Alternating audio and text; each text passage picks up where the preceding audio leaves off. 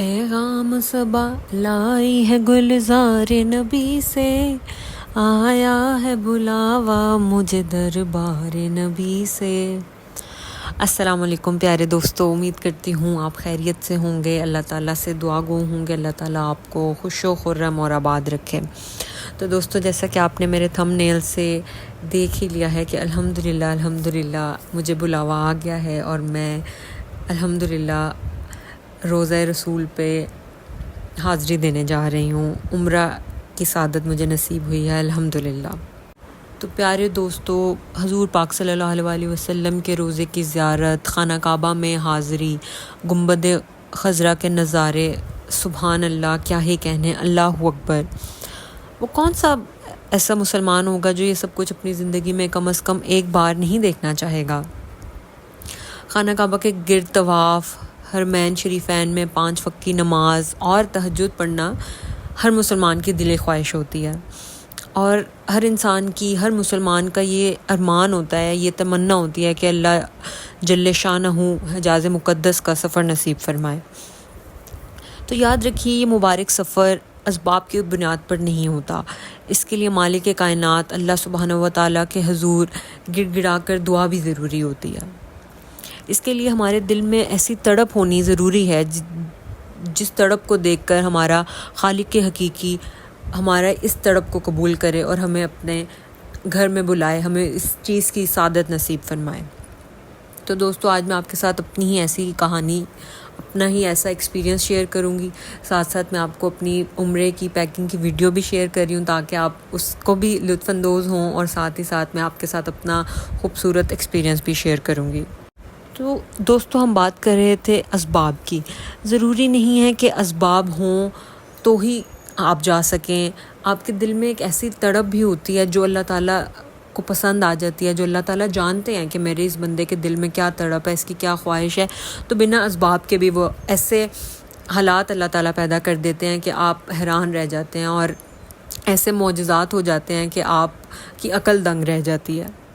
تو پیارے دوستو، جب ہم اپنے اللہ تعالیٰ کے حضور گڑ گڑا کر دعا کرتے ہیں، اللہ تعالیٰ کو ہماری تڑپ دکھائی دیتی ہے، تو تب ہی خالق حقیقی کے ہاں قبولیت بھی ہوتی ہے۔ پھر چاہے اسباب ہوں یا نہ ہوں، اسباب کے بغیر بھی اللہ تعالیٰ ہماری دعا کو قبول کر لیتے ہیں۔ اللہ تعالیٰ ہمیں اپنے گھر کی زیارت نصیب فرماتے ہیں جب اللہ تعالیٰ کو ہماری تڑپ نظر آتی ہے، جب اللہ تعالیٰ کو ہمارا ایک بے چینی نظر آ رہی ہوتی ہے کہ واقعی میرا بندہ بے چین ہے میرے گھر آنے کے لیے، میرے پیارے نبی کے روزے پہ آنے کے لیے۔ تو اس کے لیے ضروری نہیں ہے کہ اسباب ہوں، کچھ اعمال، کچھ وظائف، آپ کے دل کی تڑپ، کچھ دعائیں ایسی ہیں جو میرے رب کے گھر حاضری کے لیے بہت اہم ہوتی ہیں۔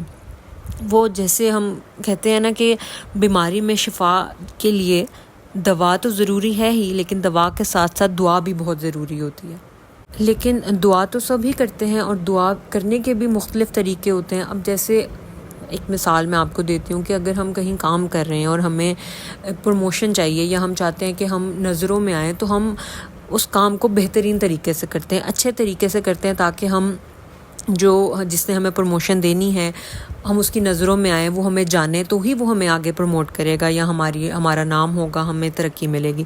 تو اسی طرح جو ہمارا مالک، ہمارا خالق، ہمیں رزق دینے والا ہے، ہمیں پالنے والا میرا رب ہے، تو اگر ہم نے اس کے گھر جانا ہے تو ہم ایسے ہی تو نہیں چلے جائیں گے، اس کے لیے بھی یقیناً ہمیں کچھ ایسے اعمال، کچھ ہمیں ایسے کام کرنے پڑیں گے جس سے واقعی اللہ تعالیٰ کو ہماری تڑپ نظر آئے، اور کیا پتہ ہمارے ایک آنسو کے بدلے اللہ تعالیٰ ہمیں حرمین شریفین کی زیارت نصیب فرمائے، گنبد خضرا کے سبز رنگ کو دیکھنا نصیب فرمائے، وہاں کے سکون کو محسوس کرنا نصیب فرمائے، وہاں پہ ہم اپنی نمازیں ادا کریں، اپنے دل کی باتیں جا کر اپنے رب کو بتائیں، اپنے پیارے نبی کو بتائیں۔ تو اس کے لیے بالکل اسی طرح ہمیں سب سے پہلے ضروری ہے کہ ہم اپنی 5 وقت کی نماز ادا کریں، کیونکہ وہی ہمارا اللہ تعالیٰ سے تعلق ہے۔ ایک مسلمان اور کافر کے درمیان فرق کرنے والی چیز ہی نماز ہے، تو ہم نماز کے ذریعے اپنے رب سے تعلق قائم کرتے ہیں، نماز میں اللہ تعالیٰ سے مانگتے ہیں، دعائیں کرتے ہیں، تو یقیناً وہ ہمیں ضرور عطا کرتا ہے۔ تو اگر اب ہمیں پروموشن چاہیے تو نماز کے ساتھ ساتھ ہمیں لازمی کچھ ایسا عمل بھی کرنا ہے، ایسا ذکر الہی بھی کرنا ہے جس سے ہماری دعاؤں کو 4 چاند لگ جائیں، اور ہماری دعائیں عرش بری تک پہنچ جائیں، بلکہ وہاں مقبول بھی ہو جائیں۔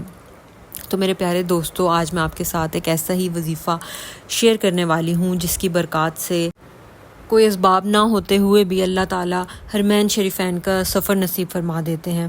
اگر آپ کے دل میں شوق و تمنا ہے تو آئیے آپ بھی یہ مختصر سا عمل، مختصر سا وظیفہ کر کے میری طرح اپنی خوش نصیبی کے دروازے کھلوا لیجئے۔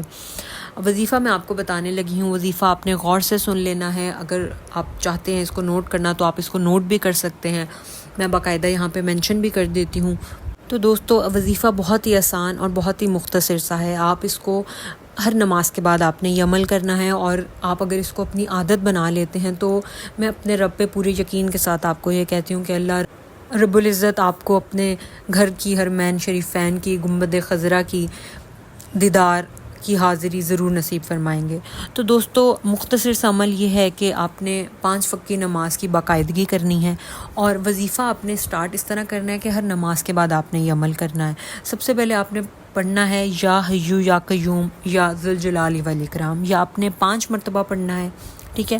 یہ 5 مرتبہ پڑھنے کے بعد 7 مرتبہ آپ نے یہ درود پڑھنا ہے، صلی اللہ علی حبیبہ محمد و آلہ و صحبہ وسلم۔